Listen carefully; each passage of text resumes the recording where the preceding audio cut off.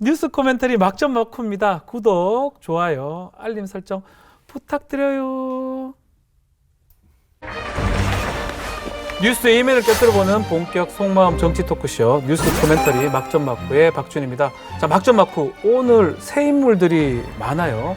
자, 먼저 박진영 민주당 부대변인 나오셨습니다. 안녕하세요. 네, 안녕하세요. 박진영입니다. 네. 자, 장혜찬 평론가도 나왔습니다. 안녕하세요. 안녕하세요. 장혜찬입니다. 네. 자, 오늘은 특별히 두 분의 스페셜 게스트를 모셨습니다. 먼저 용혜인 국회의원 자리했습니다. 안녕하세요. 네, 안녕하세요. 기본소득당 용혜인입니다. 좀 여쭤볼게요. 이제 국회에 입성한 지가 9개월이 되는데 어때요? 좀 잘 하고 계십니까? 네, 이제 한 사이클을 막 돈 것 같은 기분이 좀 들고요. 내년에는 조금 더 잘할 수 있을 것 같습니다. 저는 임차인입니다. 미래통합당 의원님들께 묻겠습니다.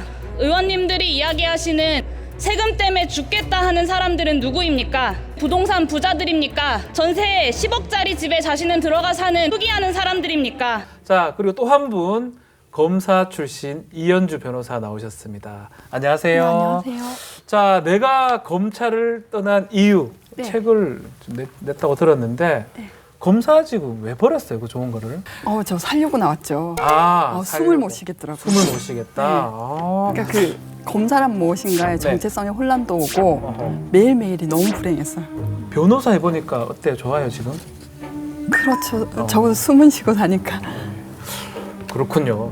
좋습니다. 자, 숨 못 쉬는 검찰하고 법무부 얘기를 계속해 보겠습니다. 지난주 내내 모든 이슈를 이게 삼켜버렸었어요.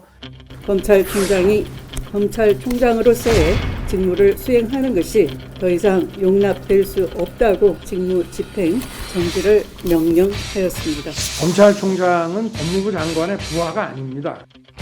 다 봐야 될 것 같습니다. 고맙습니다. 수 장관님한테 한 말씀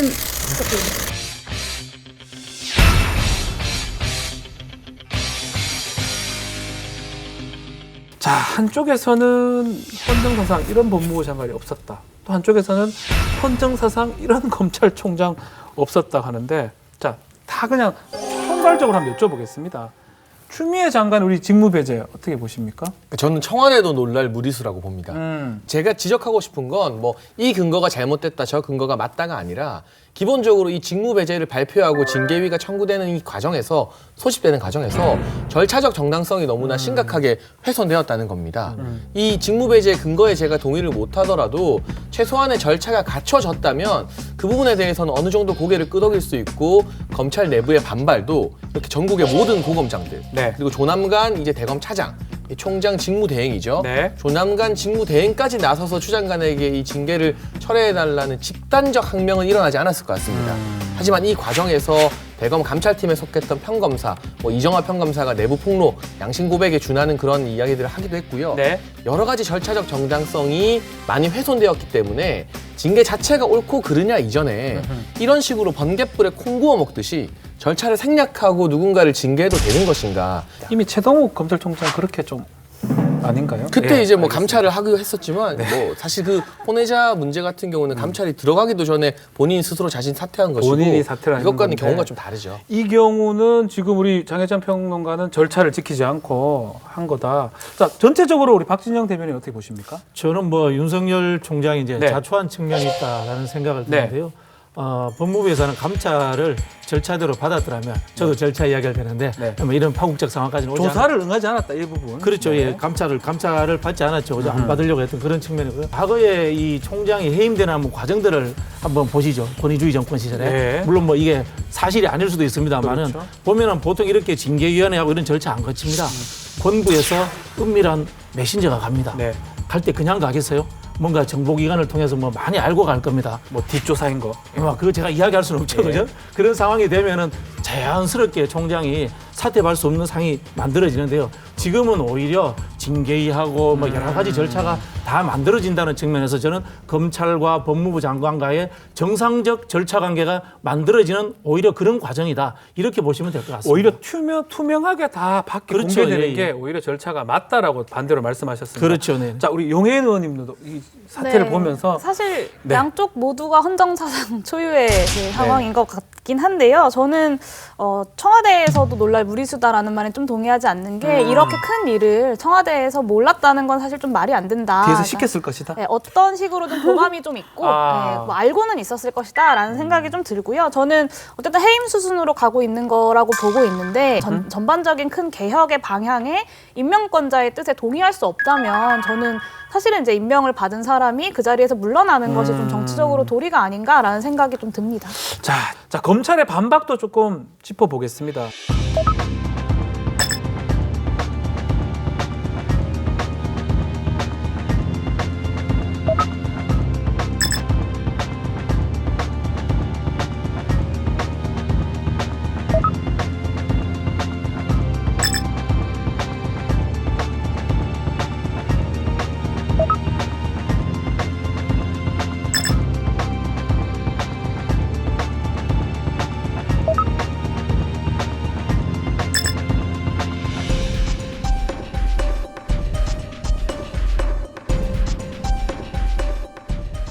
반박을 지금 하고 있습니다. 어떻게 보십니까, 이현주 변호사님? 홍석현 중앙일보 회장님을 만나면 보고됐다고 하는데 네. 보고됐다고 해서 그것이 용인되고 승인된 것은 아니지 않습니까? 네. 그건 뭐 문 총장이 승인을 했다는 거랑 뭐 인지하고 있었던 거랑 허용된다는 거하고는 다르다고 다른 생각해요. 거니까. 네.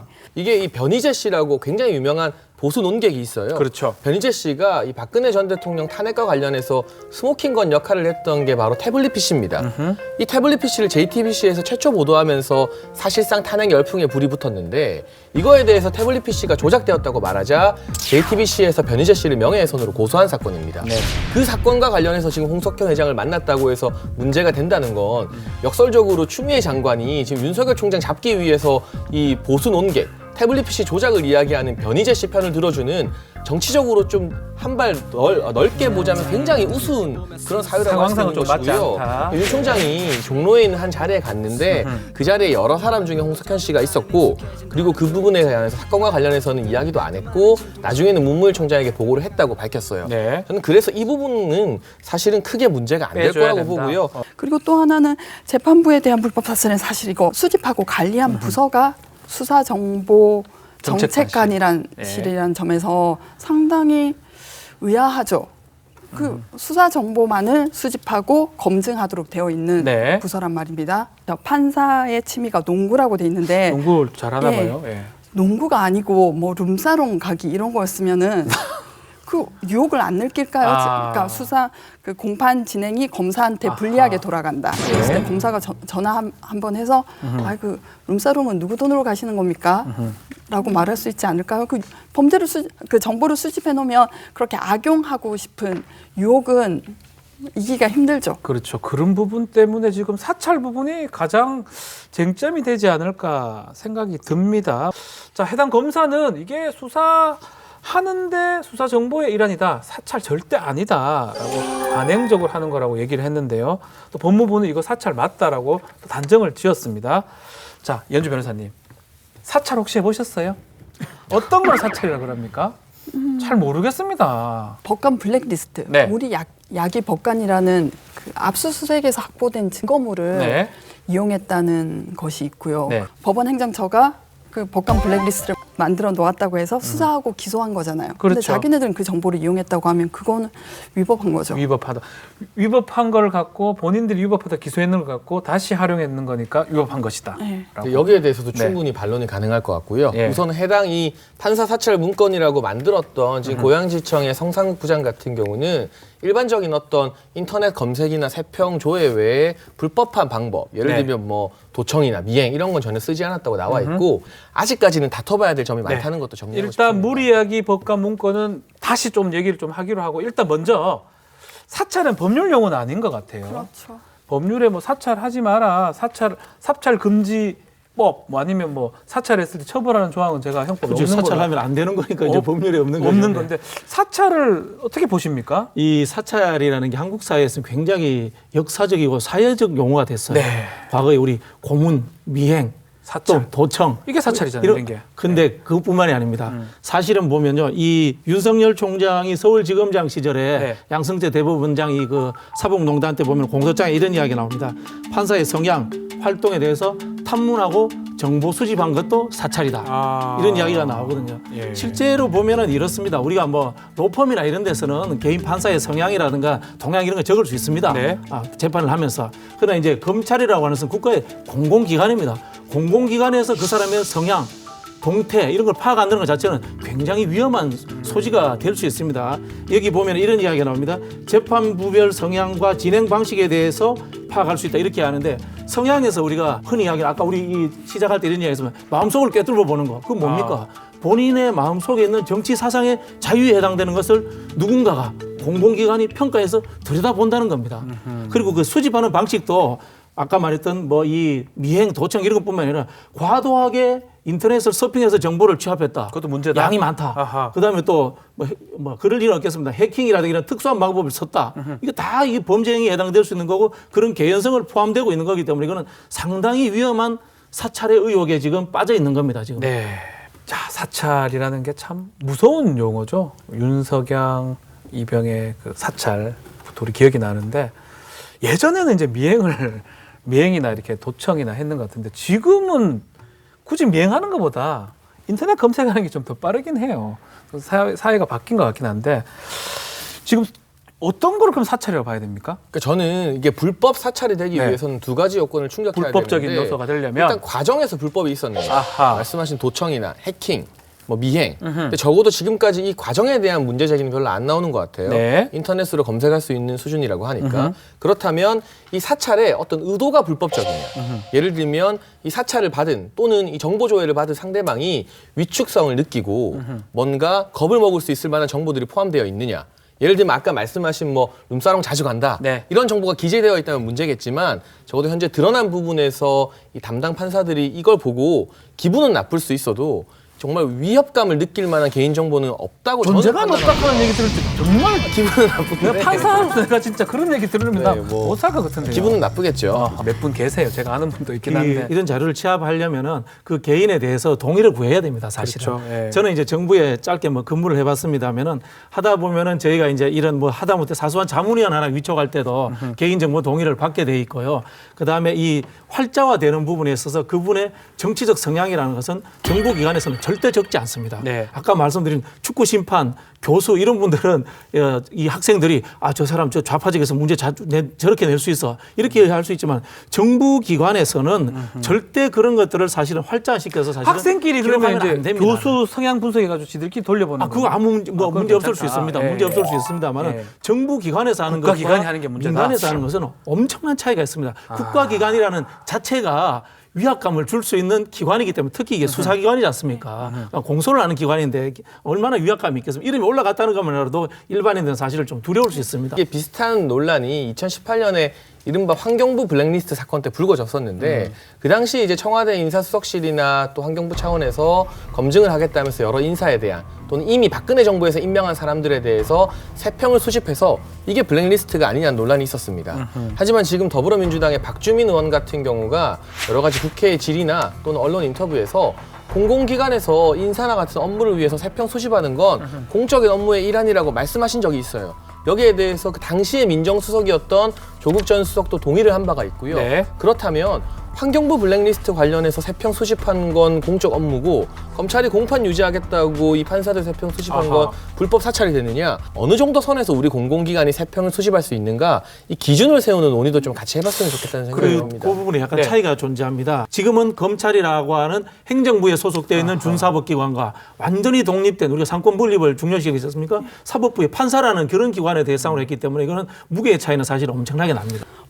저도 기자한테 그렇게 들었어요. 환경부 블랙리스트도 있는데요. 그래서 검찰이 기소하지 않았습니까? 그건 왜 6년을 또 구형했습니다. 이상한 기자들은 이상한 같은 걸 놓고 가면서도 또 그걸 변명해주는 수단으로 쓰더라고요. 저는 그게 참 이상해요. 환경부 블랙리스트가 기소된 가장 주요한 근거는 그 블랙리스트를 근거로 해서 임기가 보장된 환경부 사단단체 임원들이 임기가 남았는데도 불구하고 위협을 해서 그 사람들을 쫓아냈다.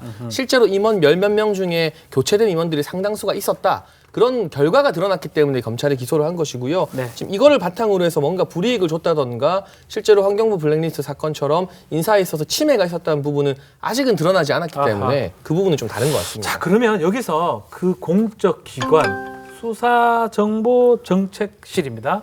수사정보정책관실 예전에 범정이라 불렸던 곳으로 알고 있는데 여기 뭐 하는 곳입니까? 수사 정보를 수집하고 검증해서 예. 그 주로 중앙지검 특수부에 이렇게 예. 배당을 해주는 와. 일을 하셨죠. 그러면 모든 검찰 정보가 거기 집중이 되네요. 그리고 그렇죠. 내사 같은 거나 수사를 시작할 때 거기서 뿌려주는 상황도 생길 수가 있네요. 저기가 이제 지금은 아니지만 예. 예전에는 이제 주로 이제 인지 수사하는 그 자료들이나 별건 수사할 수 있는 것들을 쫙 망라해서 주는 공급자 역할을 했던 곳이네요. 그렇죠. 이거는 사이즈로 봐서 1부를 줘야겠다, 아하. 2부를 줘야겠다, 뭐 이런 거 결정하시고. 결정은 누가 하는 겁니까? 검찰청장이 하는 겁니까? 그죠, 총장이 하시죠. 그렇군요. 그 자, 이 당시에 네. 그런 이야기도 있었습니다. 여기 이제 범죄정보 담당관실에서 자료를 만들어 가지고 특수부에 넘겼지 않습니까? 네. 조국 장관 때죠 이게. 비슷할 것 같아요. 조국 장관 때인데 그 일부 기사에 뭐 저기 확인은 못했습니다. 일부 기사에 재판부 판사들에 대한 성향 기사가 많이 떴다라는 이야기도 있었습니다. 네. 법무부 확인해주지 않았습니다. 근데 네네. 요 시점하고 비슷한 시점에 모모 재판관은 뭐 진보 성향이다. 그렇죠, 네. 우리법 연구회 소속이다. 뭐 이런 기사들이 있었다라고 다른 데서 보도한 바가 있습니다. 아, 예. 제가 그걸 들으니까 생각나는 건데 네. 그렇게 하면은 정말 검사들이 판결의 결과를 조성하는 데 달려갈 수 있죠. 이 재판을 최대한 지연시키자. 이 재판부에서는 우리한테 불리한 재판이 나올 것 같으니까. 네. 그리고 판사 성향을 보고 이 재판부는 판결의 결과가 예상된다라고 하면은 뭐 기피 신청을 하거나 판결의 공정성에 이거 현저히 영향을 미칠 수 있습니다. 판결 결과를 조작할 수 있다는 그런 얘기도 될지도 몰라요. 근데 이게 어떻게 판결 조작이죠? 사실 우리가 이 재판부 기피 신청 같은 경우도 법적으로 보장되어 있는 권한이고 재판부의 성향을 알고 좀 맞춤형으로 더 준비를 한다는 게 저는 굉장히 당연히 해야 될 공판 업무라고 보여지는데 네. 그럼에도 불구하고 이제 사정기관의 활자된 보고서에 정치적 성향이라는 것이 적시되어 있다는 것 그게 자체가 문제다? 어떤 그 위험성으로 발발할 수 있는 가능성을 내포했다는 측면에서 사실은 공공기관에서는 안 해야 될 일이죠. 두 부분이 좀 다른 게 같아요. 크게 위험하지 않는데 우리 박진영 대변인 입장에서는 그걸 활자해서 공적기관에서 작성했던 게 문제성이 있다라는 거고 우리 장혜찬 평론가는 그게 불법적 요소가 거의 없다. 위협적이지도 않다. 그렇기 때문에 괜찮다. 자, 이 정치권도 지금 한 주 내도록 시끄러운데 모습을 보고 되면은 너무너무 역겨워하는 것이 일반적인 지금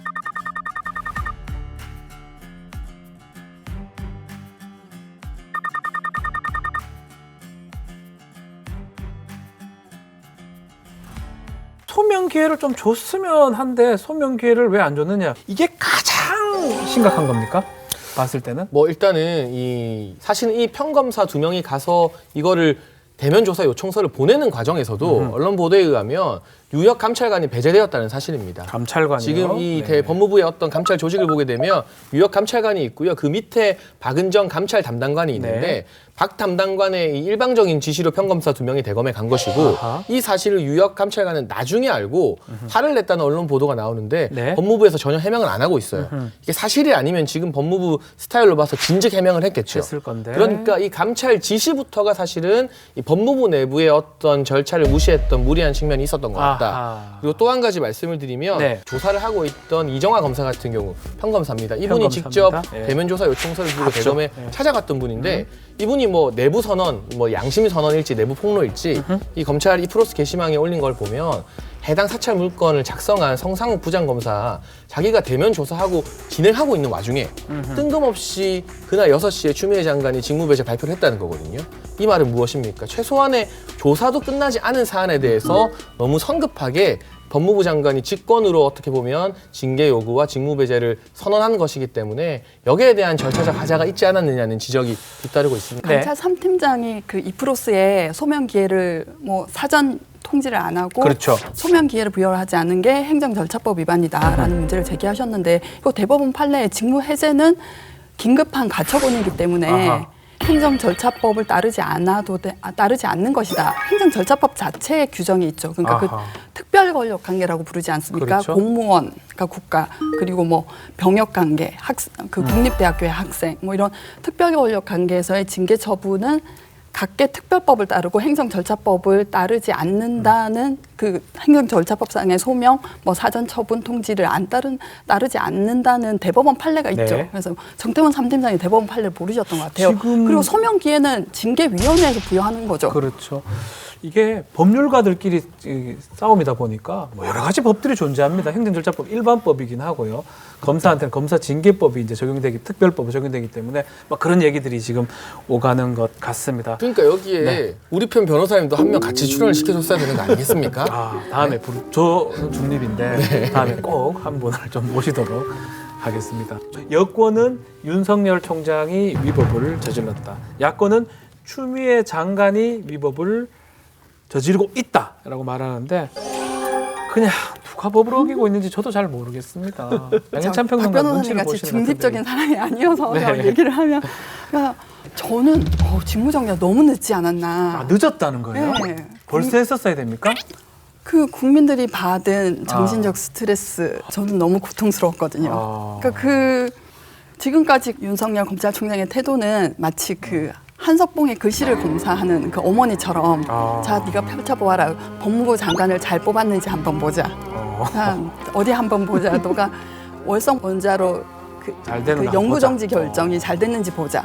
정치의 영역으로 너무 깊숙이 들어오셨어요. 그 부분은 어떻게 정치 영역으로 좀 왔다고 봐도 좀 잘못된 겁니까? 조국 장관 수사 정치 영역으로 끌어들인 사람이 저는 첫 번째 조국 전 장관, 조국 전 장관, 두 번째 추미애 장관. 지금 윤석열을 범야권의 가장 대권 주자로 유력한 대권 주자로 만든 1등 공신이 사실 추미애 장관이죠. 윤석열 총장 지지율의 한 80%는 추 장관이 선물해줬다. 그래서 만들어줬다? 지금 야권 잠룡들은 추미애 장관이 나도 안 때려주나 이렇게 학수고대하고 있다는 그런 이야기들이 나오고 있기 때문에 그 부분에 대해서는 뭐 이게 선후 관계는 각자 입장 따라 좀 다를 것 같고요. 그렇죠. 이거 별개로 정치권에서는 국정조사의 얘기가 나오고 있습니다. 좀 이 자리에 용해인 국회의원님 나와 계시니까요. 자, 처음에는 이낙연 대표가 던졌는데요. 갑자기 또 신중론으로 가버린 것 같아요. 또 야당은 또 하자고 하는 것 같은데 어떻게 보십니까? 의원님 또 뭐 근처에 계셨으니까요. 네, 저는 사실은 임명권자가 이제 사장이 부하 직원 둘이 싸운다면 둘을 데리고 뭐 술을 한 잔해서 풀든 둘 중에 하나를 해고하든 뭔가 좀 이렇게 결정을 지어야 하는데 대통령이 나와서 해야 된다. 네, 근데 좀 지금까지 좀 너무 지지부진하게 사실 1년 이상 끌어왔던 것이 있지 않나라는 생각이 들어서 네. 저는 깔끔하게 윤석열 총장에 대한 해임 절차로 진행을 하고 이 문제는 좀 일단락 짓고 지금 코로나19로 인한 이제 경제적 위기, 방역 위기 심각한데 좀 이런 민생의 이야기들을 국회가 좀 더 다룰 수 있으면 좋겠다라는 개인적 바람이 좀 있습니다. 그러니까 국회의원으로서 절절하게 말씀을 하시는 보고 싶지도 않고 듣고 싶지도 않고 코로나 민생 좀 하자라고 말씀 주셨습니다. 어떻게 좀 민주당에서 좀 얘기 좀 해주십시오. 고개 숙이지 마시고. 네. 나설 수가 없죠. 법적으로 지금 징계 절차에 들어가는 대통령 나서시면은 또 뭐 말이 나오는 그렇죠. 뭐 가이드라인 한다 이야기고 더 극단적으로 이야기하면 그것에 대해서 대통령을 나중에 직권남용에 뭘 걸 수도 있습니다. 믿을 수가 없는 지금 집단들인데 대통령이 어떻게 믿을 수 없는 집단이니까 나설 수가 없다 이렇게 저는 보여지고요. 예. 일단은 저희가 그 조국 장관 때나 네. 그 추미애 장관 그 아들 문제 때도 이 검찰에서 이제 조사 중인 사건에 대해서 네. 이제 국정조사를 하게 되면은 실체적 진실을 밝히기보다는 정쟁화되는 경향이 그렇죠. 크다. 뭐 그런 이야기를 했는데 그 연속선상에서 일단은 금방도 보시면 알겠지만은 이 법률가들도 각자 다른 이야기를 한단 말이에요. 네. 이 상황을 국회에 가지고 오면은 정말 난장판 될 겁니다. 뭐 말씀하신 것처럼 코로나 전국에 대한 예산 문제도 처리 안 하고 난리가 날 거니까 당분간은 이 징계 절차와 이 검찰 수사를 한번 지켜보고 난 뒤에 천천히 하는 게 맞지 않겠나 이런 생각이 듭니다. 이게 왜 그래? 법 이전에 정치 세력이 많이 이렇게 등장하다 보니까 법적 판단 이전에 너무 편가름식으로 이렇게 되는 게 그렇기 때문에 아마 변호사들도 생각이 다르고 말들이 다른 것 같습니다. 이렇게 하여튼 어쨌든 간에 이렇게 시끄러워서 국민들이 상당히 필요한 상황인데 근본적으로 원인이 뭘까요? 검찰총장과 법무부 장관.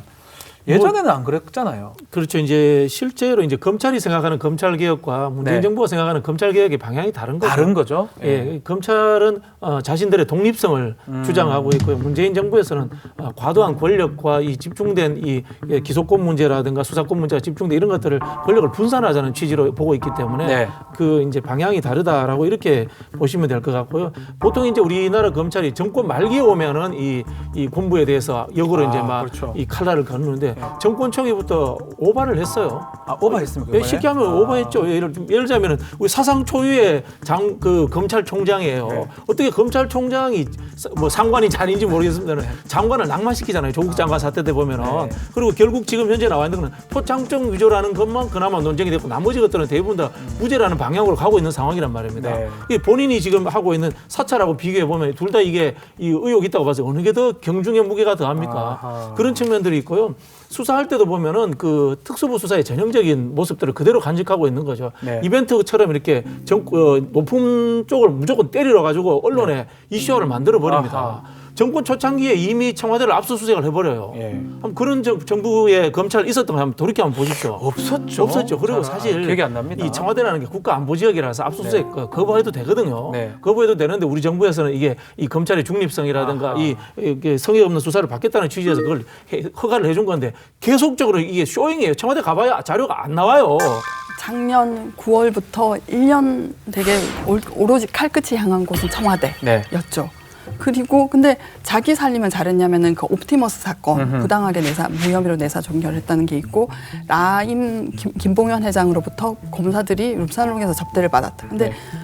정작 본인 살림들을 이렇게 내버려 놓고 그 청와대 치는 거에만 집중을 하셨는데 이거 전 문제 있다고 생각합니다. 뭐 하실 말씀 있습니까? 많죠. 네. 하십시오. 3박 4일도 모자랍니다. 네, 하십시오. 검찰 개혁에 저항하기 위해서 윤 총장이 이런다는 게 아마 진보 진영의 대체적인 시각 같습니다. 네네, 맞습니다. 그런데 사실 윤석열 총장 같은 경우는 조국 전 장관이나 그 이전에 문무일 총장 때부터 해서 또 박상기 장관 때부터 해서 검찰 개혁이 상당 부분 진전을 이뤄왔어요. 특수부 같은 경우도 많이 폐지가 되었고 검찰의 수사권 같은 경우도 많이 조정이 되었는데 오히려 디테일한 부분을 말씀드리면 추미애 장관 때 이제 검경 수사권 조정 거의 합의가 다 이루어졌어요. 네.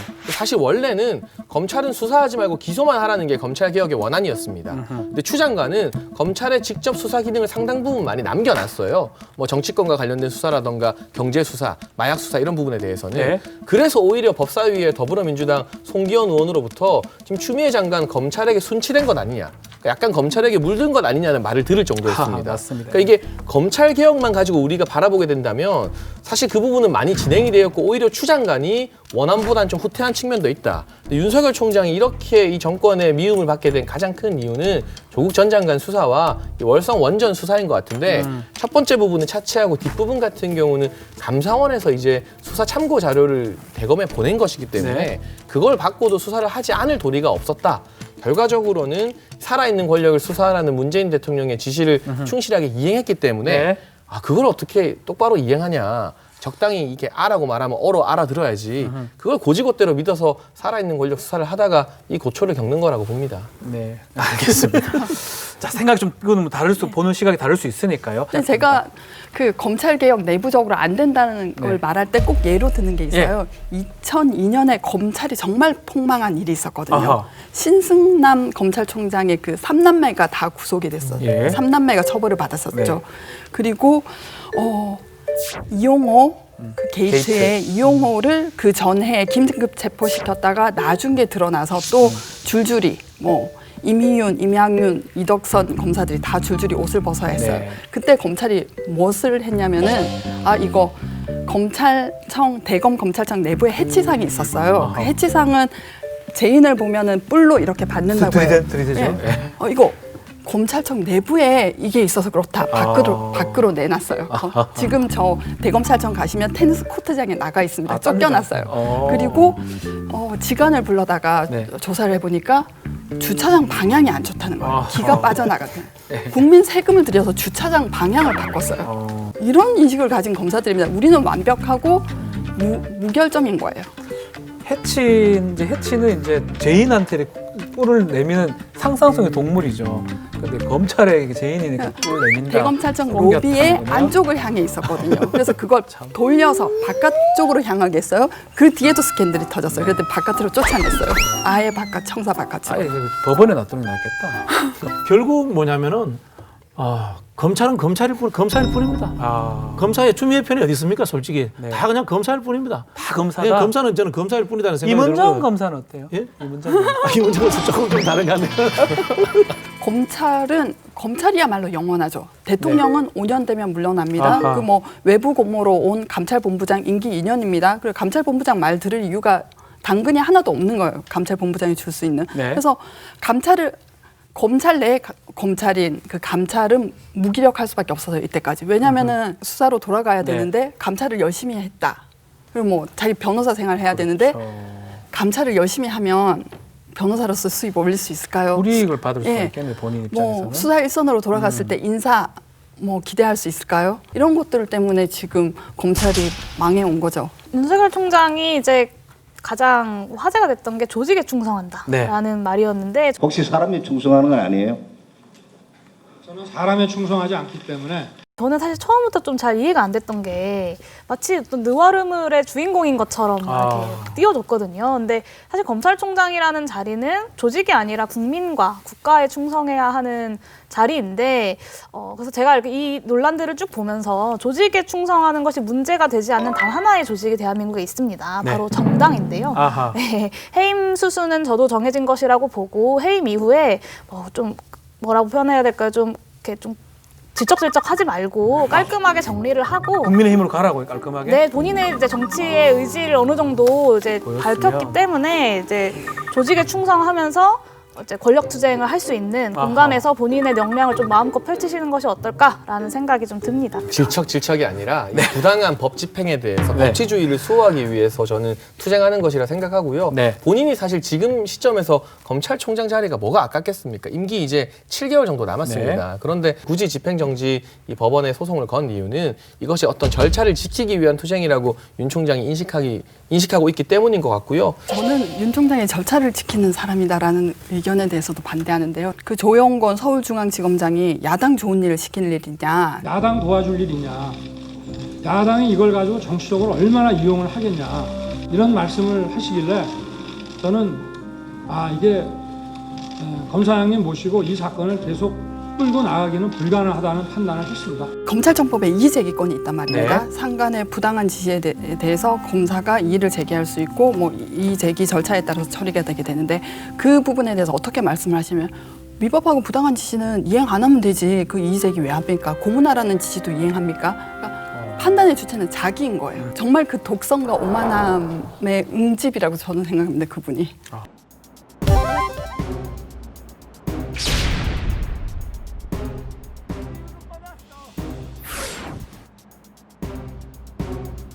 업무에 복귀한 윤석열 검찰총장은 법무부 징계위원회에 대비하고 있습니다. 추미애 법무부 장관은 직무배제 집행정지 신청을 인용한 법원의 결정에 항고하겠다고 밝혔습니다. 추미애 법무부 장관에게 징계를 취하하도록 명령을 해주시고 이런 사단을 일으킨 추미애 장관을 즉시 경질하시기. 검찰개혁은 포기할 수도 타협할 수도 없는 절체절명의 과정이다. 오랜 세월 여러 차례 좌절했지만 더는 좌절할 수 없는 국민의 열망입니다. 자, 추미애 법무부 장관 또 윤석열 검찰총장의 특히 직무집행 배제 명령 징계 청구 관련해서 여러 가지 얘기 나눴는데요. 아마 진행형 같아요. 어떻게 좀 결론이 날지 볼 게 너무 많습니다. 자, 국민들이 참 눈을 뜨고 지켜봐야 될 것 같습니다. 목요일 밤 11시 뉴스 코멘터리 막점 많고 많은 시청 바랍니다. OBS